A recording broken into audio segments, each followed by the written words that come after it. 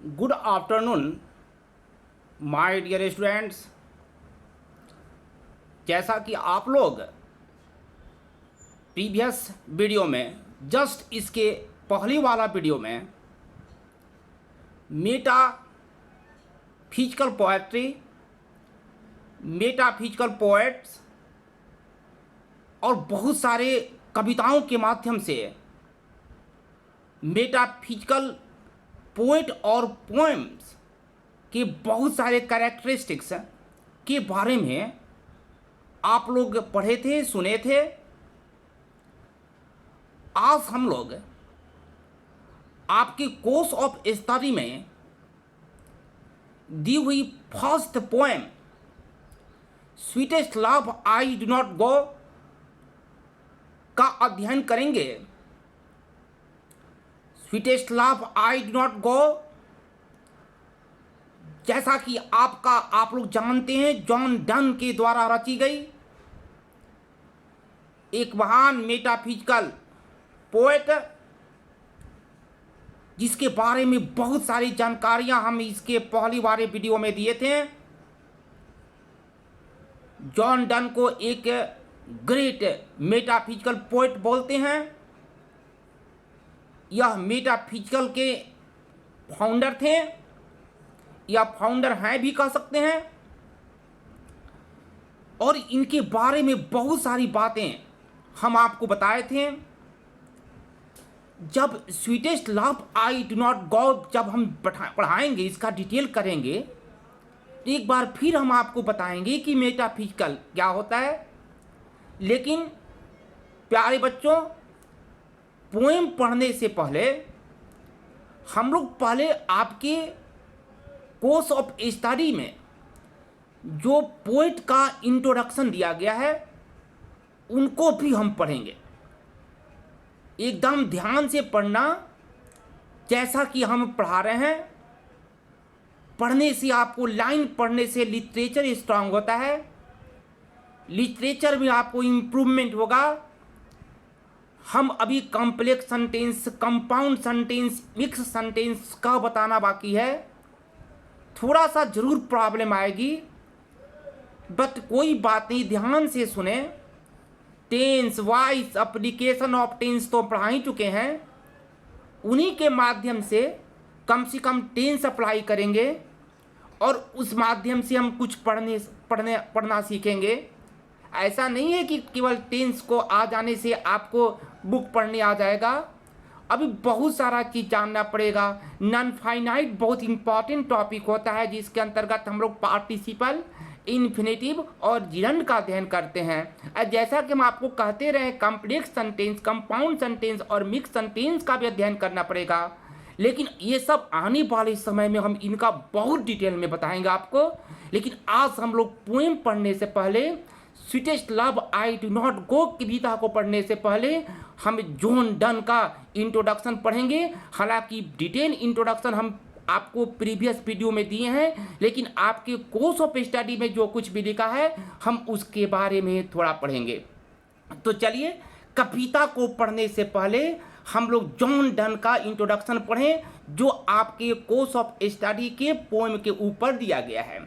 ध्यान से पढ़ना बच्चों, क्योंकि ये जो इंट्रोडक्शन है ना, इस इंट्रोडक्शन से 1-2 मार्क्स का क्वेश्चन भी आपके ऑब्जेक्टिव के तौर पर, ऑल्टरनेटिव क्वेश्चंस के तौर पर पूछता है। जैसे कि आप अपने स्क्रीन में देख रहे हैं, जॉन डन ब्रैकेट में लिखा है 1572, 1572, और फिर उसके बाद लिखा है 1631। इसका मतलब हुआ कि जॉन डन का जन्म 1572 ईस्वी में हुआ था और इनकी मृत्यु 1631 में हुई थी। तो कभी कभी आपको क्वेश्चन पूछता है कि जॉन डन की जन्म कब हुई थी, when was John Donne born. तो आपको 4 ऑल्टरनेट्स दिए रहेंगे। इसमें से जो एक अल्टरनेट दिया रहेगा 1572, उसी को आपको टिक आउट करना पड़ेगा। उसी प्रकार दिया रहेगा कि when did John Donne die, John Donne की मृत्यु कब हुई, when did John Donne die, तो उसका ऑल्टरनेट्स आपको दिए रहेंगे 1631, तो उसको आपको टिक आउट करना पड़ेगा। इस बहुत इंपॉर्टेंट बात है। और एक बात तो आप लोग हमेशा से सुनते आ रहे हैं, लगातार हम आपको बता रहे हैं कि John Donne is a metaphysical poet, a great metaphysical poet, the founder of the school of metaphysical poet. I told about it in before videos. Now here I am going to make a detail analysis about John Donne once again what is given in your chapter. In your chapter means in your course of study. Now let me start. तो देखिए कैसे हम एक छोटा सी बात बता दें कि जब भी कभी लिटरेचर पढ़ते हैं, कहीं पर भी आप लिटरेचर पढ़ते हैं, कुछ भी लिटरेचर पढ़ते हैं, मान लीजिए कि हम एक लिटरेचर ऐसे बोल देते हैं। देखना बच्चों, यहाँ पर एक छोटी सी बात समझाते हैं। जैसे मान लो हम यहाँ पर लिखते हैं राम, देखो हम राम लिख दिए, ठीक है, और राम के बाद यहाँ पर हम एक कॉमा दे दिए, कॉमा के बाद दे दिया अ गुड बाय लिख दिया, ऐसे गुड बाय, गुड बाय ऐसे लिख दिए, ठीक है। गुड बाय के बाद पुनः हम एक कॉमा दे दिए, इज माई फ्रेंड लिख दिया। तो याद रखना कि जो राम लिखे हैं उसके बाद एक कॉमा अप्लाई किए हैं, उसके बाद पुनः गुड बाय लिखे हैं, और फिर हम लिखे इज माई फ्रेंड। तो जो अ गुड बाय है इसको हम बोलते हैं रूल ऑफ एपोजिशन। हम आपको ग्रामर के अदर टॉपिक्स में रूल ऑफ एपोजिशन पढ़ाएंगे, अभी इसके बारे में कुछ नहीं सोचना है, बस इतना ही सोचना है कि जो गुड बॉय है ये आपके जो वाक्य है, जो प्रिंसिपल क्लॉज है या प्रिंसिपल वाक्य भी, प्रिंसिपल वाक्य नहीं, या तो फिर सेंटेंस बोल सकते हैं, सिंपल सेंटेंस, जो सिंपल सेंटेंस है उससे अ गुड बॉय एकदम बाहर निकाल दो तो वो जो राम इज माई फ्रेंड बच जाएगा, वह एक कंप्लीट सेंटेंस हो जाएगा। एक बार फिर से बोल रहे हैं, यदि इधर कॉमा भी रहे उधर भी कॉमा रहे और जो बीच में फ्रेजेस रहेगा या कुछ भी होगा, क्लोज रहे या कुछ भी रहे, तो उसको हम वाक्य से बाहर मानते हैं। वाक्य से बाहर मानने का मेरा मतलब ये है कि आप उसको निकाल भी देंगे अ गुड बॉय का को, तो उस वाक्य का अर्थ निकल जाएगा। देखो हम गुड बॉय को निकाल दिए तो क्या अर्थ निकल गया, राम इज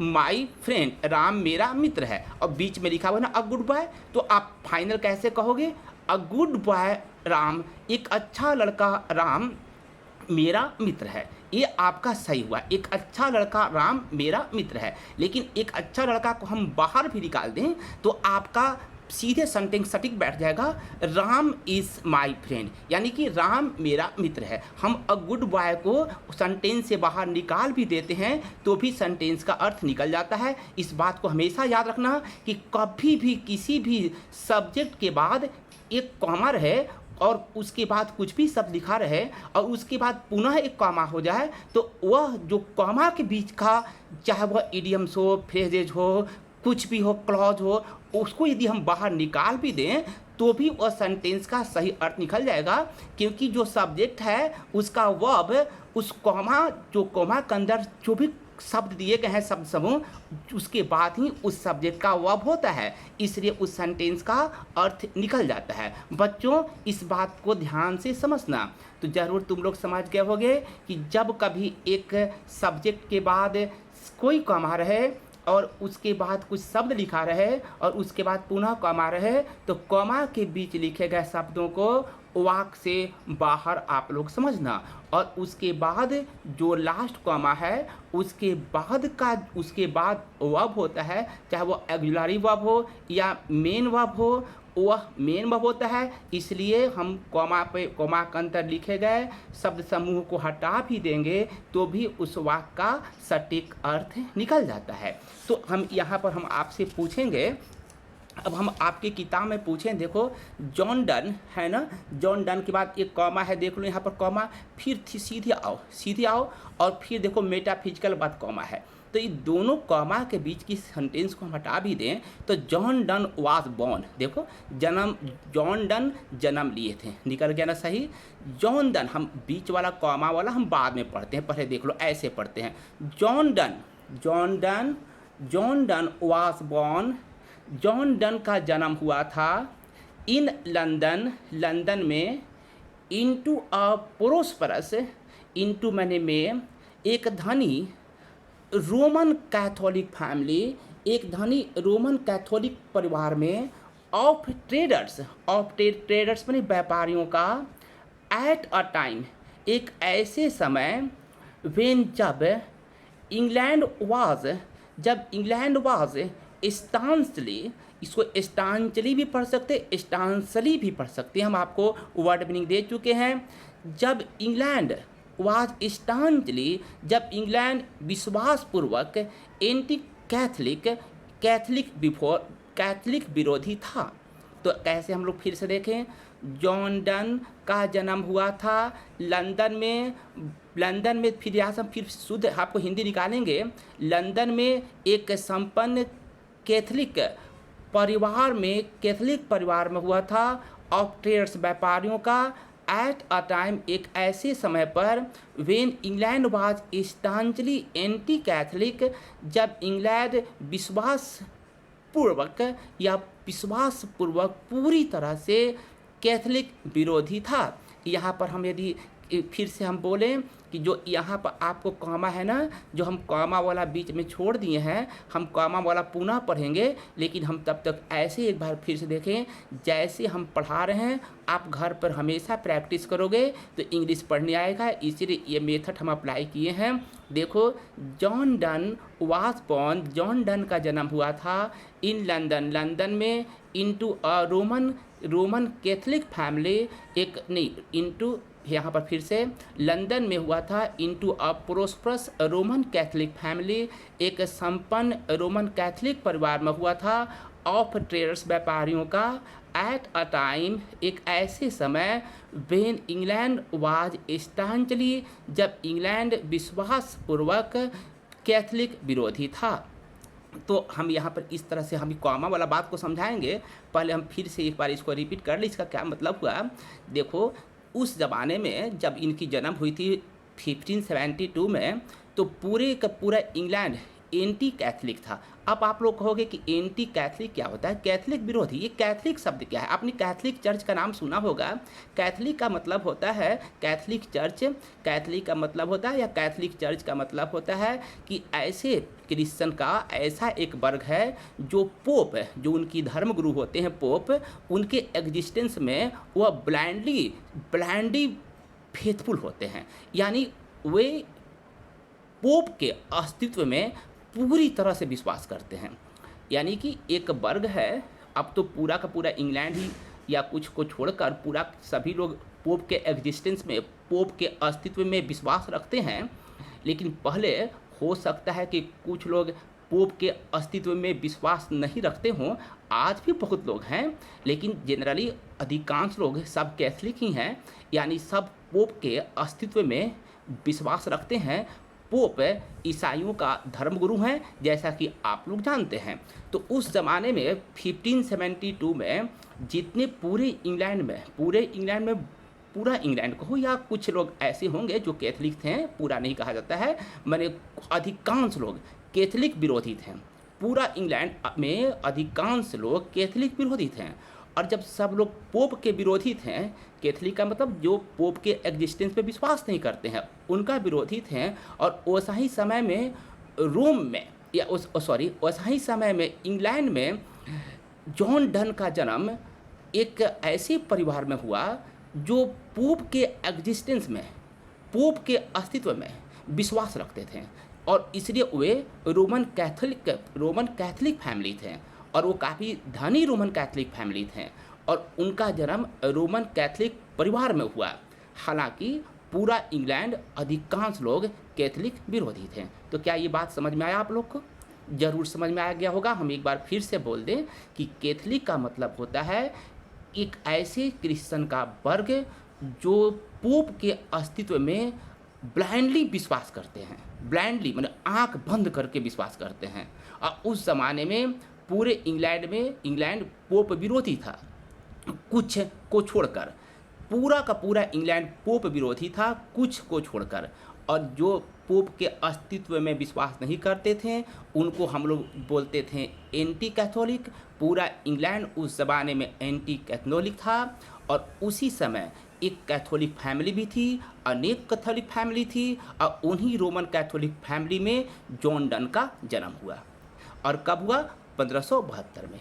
तो ये तो बात हुई। अब हम लोग कॉमा वाला देखेंगे। देखो, अब ऐसे पढ़ते हैं, जॉन डन दी पाइनियर, हम एकदम साउंड अच्छा से बोलना, इसको पढ़ते हैं pioneer, pioneer, John Donne the pioneer of a new kind of lyrical and satirical verse. Pioneer का मतलब होता है खोज करता, हम आपको मीनिंग लिख के दिए हैं, खोज करता, अ न्यू काइंड ऑफ, एक नए प्रकार के, लिरिकल संगीतमय, इसको पोएटिक भी बोलते हैं, एंड सैट्रिकल व्यंग्यात्मक, व्यंग्यात्मक उपहासपूर्ण बोलते हैं, जिसमें आप किसी को उपहास करें, मजाक उड़ाएं, जिसको अच्छाई और बुराई का ध्यान रखते हुए आलोचना करें, उसको हम लोग सैट्रिकल बोलते हैं। तो एक नए प्रकार के लिरिकल एंड सैट्रिकल कविता कॉल्ड मेटाफिजिकल, मेटाफिजिकल नामक, हम आपको बता दिए हैं कि मेटाफिजिकल कविता किसे कहते हैं, और ये पूरा का डिटेल हम एक बार पुनः देंगे कविता पढ़ाने से पहले। तो हम लोग कैसे पूरा फाइनल हिंदी निकालेंगे इसका, एक बार फिर सुन लो। खोज करता एक नए प्रकार के लिरिकल और सैट्रिकल वर्स का कॉल्ड मेटाफिजिकल, मेटाफिजिकल नामक। तब फाइनल इसका, इस सेंटेंस का फाइनल आप लोग हिंदी सुनिए। मेटाफिजिकल नामक, यहाँ से पढ़ेंगे, मेटाफिजिकल नामक, कॉल्ड माने नामक, अब सीधे यहाँ आएंगे, एक नए प्रकार के संगीतमय और उपहासपूर्ण कविता के खोजकर्ता या रचयिता जॉन डन का जन्म हुआ था। जॉन डन का जन्म हुआ था व्यापारियों के संपन्न रोमन कैथोलिक फैमिली में इंग्लैंड में हुआ था।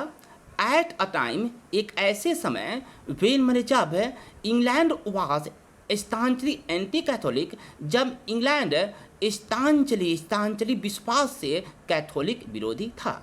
तो जरूर आपको हिंदी निकल गया होगा, एक बार फाइनल सुन लीजिए एकदम ध्यान से, और ऐसे ही जाकर ऐसे ही पढ़कर खूब प्रैक्टिस करना, तो फिर इंग्लिश पढ़ने आ जाएगा। मेटाफिजिकल नामक एक नए प्रकार के लिरिकल और सैट्रिकल कविता के रचयिता जॉन डन का जन्म इंग्लैंड में, या ऐसे बोलो, जॉन डन का जन्म व्यापारियों के संपन्न रोमन कैथोलिक परिवार के इंग्लैंड में, चाहे परिवार में, इंग्लैंड में हुआ था। When England was staunchly anti Catholic, जब इंग्लैंड पूरी तरह से कैथोलिक विरोधी था, विश्वासपूर्ण रूप से कैथोलिक विरोधी था। तो समझ में आया? एक बार और बोल दें तो एक बार फाइनल बोलते, ध्यान से सुनना। अब फिर अब तोड़ तोड़ कर नहीं बोलेंगे, एकदम फाइनल बोलते हैं। मेटाफिजिकल नामक एक नए प्रकार के लिरिकल और सैट्रिकल वर्स के रचयिता जॉन डन का जन्म व्यापारियों के संपन्न रोमन कैथोलिक परिवार के इंग्लैंड में हुआ था। एक ऐसे समय जब इंग्लैंड विश्वासपूर्ण रूप में कैथोलिक विरोधी था। क्लियर? डॉन वाज फोर्स्ड, अब हम दूसरा इस लाइन में चलते हैं। डन वाज फोर्स्ड, डन को बाध्य किया गया, ये पास्ट इंडेफिनिट का पैसिव है। डन को बाध्य किया गया टू लीव, छोड़ने के लिए, ऑक्सफोर्ड यूनिवर्सिटी, ऑक्सफोर्ड यूनिवर्सिटी को, यानी कि डन को ऑक्सफोर्ड यूनिवर्सिटी को छोड़ने के लिए बाध्य कर दिया गया। विदाउट अ डिग्री, बिना एक डिग्री के। जॉन डन को पास्ट इंडेफिनिट है, आसान सा सेंटेंस है।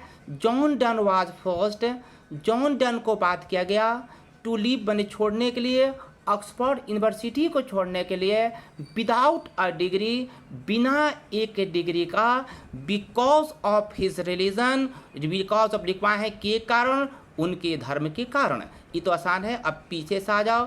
डन को उनके धर्म के कारण बिना डिग्री के ऑक्सफोर्ड यूनिवर्सिटी को छोड़ने के लिए बाध्य किया गया। तो फाइनल हो गया ना, ये तो सिंपल सा सेंटेंस था। डन वाज फोर्स्ड, डन को बाध्य किया गया to leave Oxford university, Oxford university को छोड़ने के लिए, विदाउट अ डिग्री, बिना डिग्री का, बिकॉज ऑफ हिज रिलीजन, उनके धर्म के कारण। तो इसका क्या मतलब हुआ? बिकॉज ऑफ हिज रिलीजन, धर्म के कारण। इसका मतलब हुआ कि उनकी जन्म कहाँ हुई थी? रोमन एक प्रॉस्परस रोमन कैथलिक फैमिली में हुई थी। याद रखना, कैथलिक फैमिली में हुई थी, जबकि पूरा इंग्लैंड उस ज़माने में कैथलिक विरोधी था और इसीलिए उनको ऑक्सफोर्ड यूनिवर्सिटी को छोड़ना पड़ा, उनको छोड़ने के लिए बाध्य कर दिया गया था। ही स्टडी लॉ, उन्होंने कानून की भी पढ़ाई की। ही स्टडी लॉ, उन्होंने कानून पढ़ा, एंड रीड थियोलॉजी, और उन्होंने धर्मशास्त्र भी पढ़ा। वह अध्ययन किए, कानून का भी अध्ययन किए और थियोलॉजी भी पढ़े। ही आल्सो पार्टिसिपेटेड, उन्होंने हिस्सा भी लिया इनटू नेवल एक्सपेडिशन, 2 समुद्री साहसिक यात्राओं में। उन्होंने एक्सपेडिशन बोलते हैं साहसिक यात्रा, एक्सपेडिशन साहसिक यात्रा का बोलते हैं, हम आपको लिख पाए थे।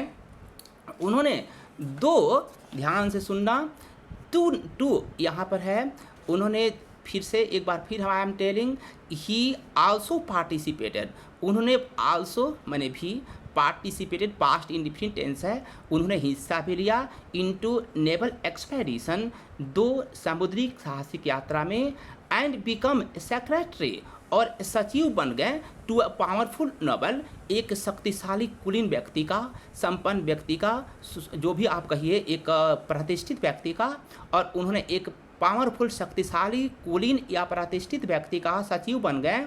अ जॉब, एक ऐसा जॉब, देखो यहाँ पर एक ऐसा जॉब, यहाँ पर ना जॉब के पास ना एक एग्जेक्टिव क्लॉज जिसको विच कहते हैं वो छुपा है। जब हम आपको एग्जेक्टिव क्लॉज पढ़ाएंगे तो बताएंगे। एक जॉब ही लॉस्ट, जिसको उन्होंने खो दिया, when he was briefly sent, जब उनको थोड़े समय के लिए भेज दिया गया था, टू प्रिजन, जेल में, फॉर सेक्रेटरी मैरिंग, सेक्रेटरी का मतलब सीक्रेट से बना, सीक्रेटली मैंने चुपचाप शादी करने के लिए।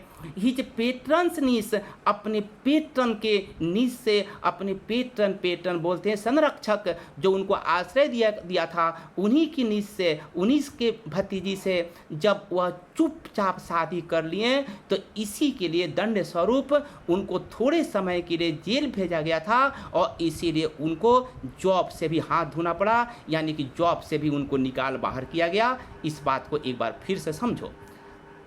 ही आल्सो पार्टिसिपेटेड, उन्होंने हिस्सा भी लिया इनटू नेवल एक्सपेडिशंस, 2 समुद्रिक साहसिक यात्राओं में। नेवल हम आपको बताए थे, समुद्रिक एक्सपेडिशन साहसिक यात्राओं में, एंड बिकेम सेक्रेटरी, और सेक्रेटरी बन गए टू अ पावरफुल नोबल, एक शक्तिशाली कुलीन व्यक्ति का सेक्रेटरी बन गए। अब एक ऐसा जॉब ही लॉस्ट, जिसको उन्होंने खो दिया, when he was briefly sent, जब उनको थोड़े समय के लिए भेज दिया गया था, टू प्रिजन, जेल में भेज दिया गया था, फॉर सीक्रेटरी मैरिंग, चुपचाप गुपचुप तरीके से शादी करने के लिए, अपने पेट्रन के ही भतीजी से शादी करने के लिए। जब उनको गुपचुप शादी करने के कारण जब उनको जेल भेजा गया, तो वह भी जो उन्होंने नौकरी लिया था उसको भी उनको खोना पड़ा। ओके, तो हम समझ गए कि ये भी आप समझ चुके होंगे। जैसे जैसे हम बता रहे हैं वैसे वैसे फॉलो करना। देखो हम कैसे हिंदी निकाल रहे हैं। पहले हम बोल रहे हैं ही का मतलब वे, ही, और फिर हम बोल रहे आल्सो पार्टिसिपेटेड का मतलब पास्ट इंडेफिनिट टेंस, उन्होंने हिस्सा भी लिया इन टू नेवल एक्सपेडिशन, 2 समुद्रिक साहसिक यात्राओं में हिस्सा लिया, एंड बिकेम सेक्रेटरी, और देखो यहाँ पर ना ये कंपाउंड सेंटेंस कहलाता है, तथा बिकेम पास्ट इंडिफिनिट, और हो गए, सचिव हो गए, टू अ पावरफुल नोबल, एक शक्तिशाली कुलीन व्यक्ति का सचिव हो गए। आ जॉब, एक ऐसा जॉब, यहाँ पर जिसको छुपा है हम आपको बताएंगे, जिसको उन्हें खोना पड़ा था जब वह थोड़े समय के लिए उन्हें जेल भेज दिया गया था, फॉर सीक्रेटरी मैरिंग, चुपचाप शादी करने के लिए, हिज पेट्रन्स नीस, अपने पेट्रन के नीस से, यानी नीस से आप समझ के, अपने संरक्षक के भतीजी से जब उन चुपचाप शादी करना पड़ा, यानी शादी कर लिए, तो उन्हें अपना नौकरी को भी छोड़ना पड़ा। इन 1615 में देखो, 1615 में एट द एज ऑफ 42 की अवस्था में, 1615 में 42 वर्ष की अवस्था में, डन स्वीकार कर लिए, ऑर्डिनेशन, डन एक ऑर्डिनेशन को स्वीकार कर लिए। हम आपको मीनिंग लिख के दिए हैं। ऑर्डिनेशन पादरी बनने का एक समारोह होता है। हम यहाँ पर सीधे पादरी ही बोल देते हैं, माने पादरी का पद एक तरह से स्वीकार कर लिए, यानी वह पादरी बन गए। 1615 में 42 वर्ष की अवस्था में done accepted ordination. Done ordination को, ऑर्डिनेशन का मतलब हुआ पादरी का एक स्थान को एक्सेप्ट कर लिए in the Anglican church. Anglican church में, एंग्लिकन चर्च इंग्लैंड आप जानते हैं, यानी हम ऐसे बोलें कि 1615 में 42 वर्ष के एज में डन एंग्लिकन चर्च में पादरी का पद स्वीकार कर लिए। एंड सुन बिकेम, पास्ट इंडिफिट है, एंड शीघ्र ही बिकेम बन गए one of the greatest teachers, हम लिख पाए थे, और शीघ्र ही महान धर्म उपदेशक में एक बन गए। वन माने एक, ऑफ मने में, यहाँ पर ऑफ मने में, द ग्रेटेस्ट प्रीचर्स मीन्स महान धर्मोपदेशक, यानी कि जो धर्म से संबंधित उपदेश देते हैं, एक महान धर्मोपदेशक में एक बन गए। ऑफ हिज टाइम, अपने समय के। तो फाइनल सुन लीजिए, 1915 में 42 वर्ष के उम्र में डन, अब पीछे से आ रहे हैं, अपने समय के महान उपदेशकर्ताओं में एक बन गए, शीघ्र एक बन गए। थोड़ा सा एंग्लिकन चर्च यहाँ छूट गया, एक बार फिर से इसको देख लो। 1615 में 42 वर्ष के उम्र में डन एंग्लिकन चर्च में ऑर्डिनेशन यानी पादरी का पद को स्वीकार किए। एंड सुन बिकेम, अब शीघ्र ही बन गए one of the greatest preachers, और महान प्रीचर्स, महान धर्मोपदेशक में एक बन गए। ऑफ हिज टाइम, अपने समय का। इन लव, लव की कविताओं में, लिरिसिज्म अभी बताए थे, लिरिसिज्म में जो संगीत से भरी हुई पोएटिक हो, डॉन ब्रोक, डॉन तोड़ दिए कंप्लीटली, पूरी तरह से तोड़ दिए with the Petrarchan tradition, Petrarchan tradition को। प्यार की कविताओं में, लिरिसिज्म में डन पेट्रार्कन परंपराओं को पूरी तरह से तहस नहस कर दिए, यानी कि पेट्रार्कन परंपराओं को हटा दिए। तो आप लोग यहाँ पर कहोगे कि ये पेट्रार्कन क्या होता है, ये पेट्रार्कन ट्रेडिशन क्या है। एक्चुअली छोटी सी इसकी ब्रीफ कहानी जल्दी से सुन लो। ये आपको हम बता दें, फ्रांसिस्को पेट्रार्कन, ध्यान सुनना, फ्रांसिस्को पेट्रार्का इनको बोलते हैं। फ्रांसिस्को पेट्रार्का एक बहुत बड़े कवि थे, उन्होंने काफ़ी लव पोएम लिखे। ये कब के थे? 14वीं शताब्दी के थे।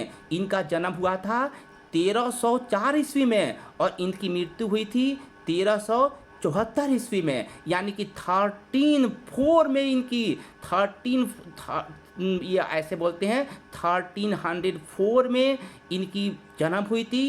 एंड 1374 में इनकी मृत्यु हुई थी। 1304 में इनकी जन्म हुई थी, 1374 में इनकी मृत्यु हुई थी। ये शख्स, ये महान कवि, ये फ्रांसिस्को पेट्रार्का थे। वो बहुत सारे लव कवि थे।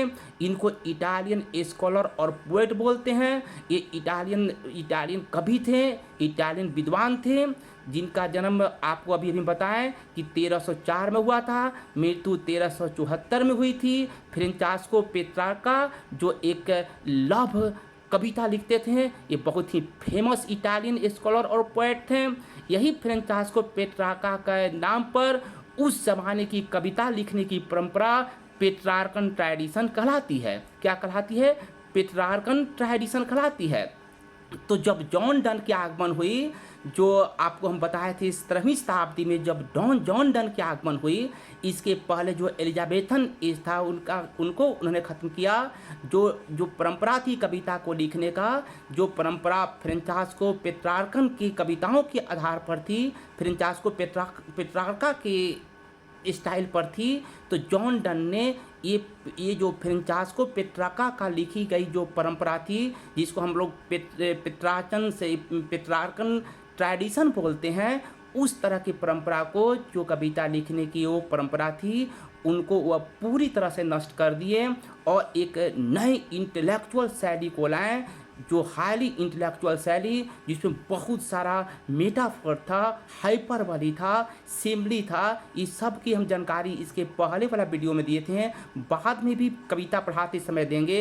ये नए नए थॉट को लाए थे। इसीलिए यहाँ पर लिखा गया है, इसीलिए यहाँ पर देखना लिखा है, हाँ, कि लव की कविताओं में, यहाँ देखो, लव में एंड लिरिसिज्म की कविताओं में डन ब्रोक कम्प्लीटली, डन पूरी तरह से तोड़ दिए विथ पिट्रार्कन ट्रेडिशन, पिट्रार्कन ट्रेडिशन को पूरी तरह से वो ध्वस्त कर दिए। इंट्रोड्यूसिंग, और उसमें अपनी कविता में इंट्रोड्यूसिंग ये प्रेजेंट पार्टिसिपल कहलाता है। जब भी V4 होता है तो उसका हिंदी हुए में निकालते हैं, ईटिंग खाते हुए, गोइंग जाते हुए, हम इसको प्रेजेंट पार्टिसिपल का आपको बताएंगे। तो इसलिए यहाँ पर लिखा हुआ है कि डन ब्रोक कम्प्लीटली, डन पूरी तरह से तोड़ दिए, पास्ट इंडिफिनिट है, with the Petrarchan tradition, Petrarchan tradition को अभी जो हम आपको बताएं इतना लंबा इसके बारे में, पेट्रार्कन की जो परंपरा थी वो पूरी तरह से ख़त्म कर दिए। इंट्रोड्यूसिंग, इंट्रोड्यूसिंग परिचय कराते हुए या परिचय करते हुए, परिचय कराते हुए एंड इंटेलेक्चुअल एंड कलेक्वियल टोन, एक लिखा है मीनिंग, एक बौद्धिक और कलेक्वियल टोन का मतलब होता है एक बौद्धिक और जो बातचीत वाला टोन होता है कन्वर्सनल, उस टोन को परिचय कराते हुए, यानी उन्होंने अपने कविता में काफ़ी बौद्धिक और जो आम बोलचाल की भाषा की टोन है उसको इंट्रोड्यूस करते हुए एक नए प्रकार की इन्होंने कविता लिखी जिसको मेटाफिजिकल कहते हैं। और जो पहले की पेट्रार्कन ट्रेडिशन था वह पूरी तरह से वो परंपरा को ख़त्म कर दिए। एक बार से फिर से सुन लो, प्यार की कविताओं में, पोएटिक कविताओं में डन ने जो पेट्रार्कन परंपरा थी उसको ख़त्म कर दिए और अपने कविता में इंट्रोड्यूसिंग लिखा है, इंट्रोड्यूस करते हुए ख़त्म किए, यानी कि इंट्रोड्यूस किए, काफ़ी बौद्धिक और काफ़ी ही बोल चाल वाली टोन को समावेश किए। हिज लव पोएम्स, उनकी प्यार वाली कविताएं, यूज़ माने प्रयोग करता है, प्रेजेंट इंडिफिनिट है, उनकी प्यार वाली कविताएं यूज करता है दी लेटेस्ट डिस्कवरीज, तत्कालीन खोजों को, of science and geography, science and geography की उनकी जितनी भी प्यार की कविताएं हैं, लव भरी कविताएं हैं, उसमें आप देखोगे तो साइंस और ज्योग्राफी, साइंस और ज्योग्राफी माने लेटेस्ट नए नए बौद्धिक चीज़ें, नए नए साइंस, नए नए थॉट, साइंस का मतलब हुआ नए नए खोज, नए नई परंपरा, नए नए चीज़ों की, यानी साइंस और ज्योग्राफी की जो डिस्कवरीज था, जो तत्कालीन डिस्कवरीज थी, लेटेस्ट मैंने तत्कालीन डिस्कवरीज, उनको वो प्रयोग करते थे टू हैमर, ख़त्म करने के लिए, home of point, home of point होता है परंपरागत चीज़ों को जो पेट्रार्कन ट्रेडिशन से रिलेटेड था, तो इस तरह से होम ऑफ पॉइंट को ख़त्म करने के लिए वह साइंस एंड ज्योग्राफी के तत्कालीन खोजों का प्रयोग करते हैं। एंड कंबाइन पैसन, कंबाइन माने जोड़ते हैं, पैसन माने अपने जिज्ञासा को, अपने जुनून को जोड़ते हैं with verbals and intellectual टीजिंग, verbal माने मौखिक और बौद्धिक, टीजिंग माने छेड़छाड़, मौखिक और बौद्धिक छेड़छाड़ के साथ अपने पैसन को कंबाइन करते हैं। आप लोग कहेंगे कि बौद्धिक छेड़छाड़ क्या होता है? अरे बौद्धिक जो इंटेलेक्चुअल पावर, जिसमें आप किसी चीज़ को अंडरस्टैंडिंग करने के लिए पूरे ताकत लगा दें कि कभी आखिर में ये क्या कह रहा है। जैसे हम आपको बताए थे कि जब एक फ्री ने कवि की प्रेमिका का एक खून को पहले कवि को वो काटता है, फिर से बोल रहे हैं, एक काला एक फ्ली होता है, एक ब्लड सकिंग इंसेक्ट है, खून चूसने वाला एक कीड़ा है, वह पहले लेखक को काट लेता है और लेखक को काटने के बाद उसका लेखक का खून अपने अंदर समावेशित करता है और तुरंत उसके बाद लेखक की प्रेमिका को भी काट लेता है और उसका भी खून को अपने अंदर ले लेता है। और कभी देखता है कि अरे ये तो हमारा भी खून ले लिया वो भौंरा, और उस लड़की का भी उनकी प्रेमिका का भी खून ले लिया। उनकी प्रेमिका जो उनके लव की, उनकी प्यार की रिप्लाई नहीं देती थी, कभी कहता है कि देखो अब हम दोनों का खून एक जगह मिल गया, और एक जगह जब मिल गया तो अब ये हम लोग दोनों एक हो गए, हम शादी के बंधन में बंध गए, हम लोग एक दूसरे के साथ फिजिकल रिलेशनशिप स्थापित कर चुके हैं। तो कोई भी सोचेगा कि अरे क्या लेखक कह रहा है, एक का खून दूसरे का खून, वो जो काला फ्ली था उस फ्ली के अंदर गया तो कैसे एक हो गया।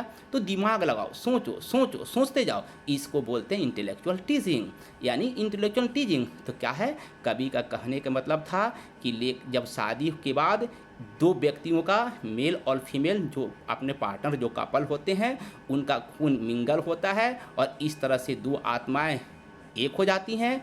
लेखक इस बात को कहना चाहता था और इसीलिए इसी ऐसी थॉट को इंटेलेक्चुअल टीजिंग बोलते हैं। तो एक बार फाइनल देख लो, उनकी उनकी प्यार वाली कविताएं यूज करती है ये साइंस एंड ज्योग्राफी के लेटेस्ट आविष्कारों को, होम और पॉइंट को ख़त्म करने के लिए।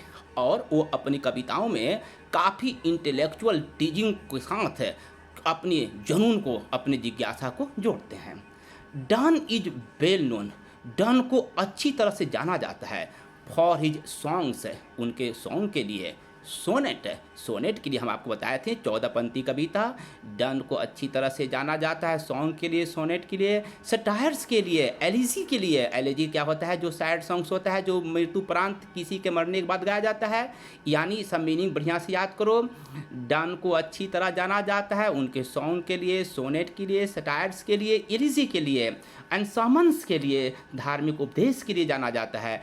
जेन्युइन पोएटिक फीलिंग, एक शुद्ध कवि की भावना, एक शुद्ध कवि की भावना। हास मीटर्स हम आपको समझाएंगे बाद में, हार्ट में जब कविता पढ़ाएंगे तो उस समय बताएंगे कि हास मीटर्स क्या होता है। एक शुद्ध कवि का भावना, हास मीटर्स, स्ट्रेंड, तनावग्रस्त तथा विम्सिकल, मज़ेदार इमेजेस, तस्वीर। फिर से पढ़ लेते हैं। एक शुद्ध कवि की भावना, हास मीटर्स, तनावग्रस्त और मज़ेदार तस्वीरें, कैरेक्टराइज, विशेषता बतलाती है। ऑल हिज पोएटिक क्रिएशन, उनकी सभी पोएटिक यानी सभी कविताओं के रचनाओं की ये सब विशेषता बतलाती हैं। तो आप लोगों ने देखा कि किस प्रकार से लेखक ने आपके सिलेबस में जो भी ये मतलब आपके सिलेबस में जो भी लेखक की जानकारी दी हुई है, ये पूरा इतना दिया हुआ है। हम आशा करते हैं कि आप इसको बढ़िया से समझ गए होंगे। हम बहुत ही ढंग से समझाने की कोशिश किए हैं।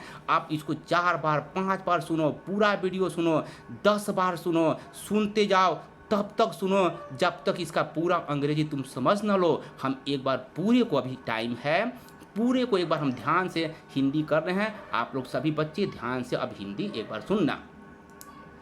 मेटाफिजिकल नामक एक नए प्रकार के लिरिकल और सैटिरिकल कविता के अन्वेषक यानी खोजकर्ता जॉन डन का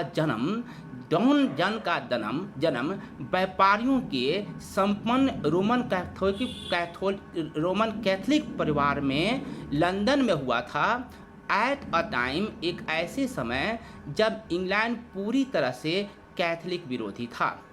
डन को ऑक्सफोर्ड यूनिवर्सिटी छोड़ने के लिए बाध्य कर दिया गया बिना डिग्री के उनके धर्म के कारण।